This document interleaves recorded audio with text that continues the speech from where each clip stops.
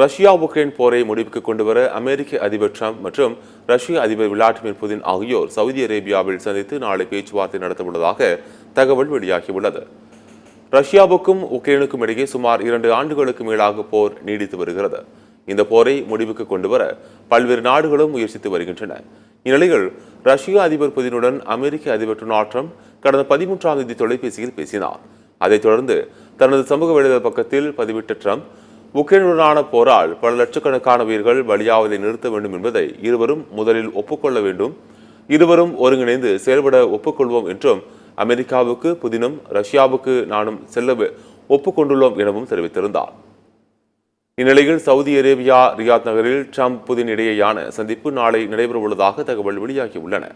முன்னதாக அமெரிக்கா மற்றும் ரஷ்யாவைச் சேர்ந்த அதிகாரிகள் சவுதி அரேபியாவில் இன்று பேச்சுவார்த்தை நடத்துகின்றனர்.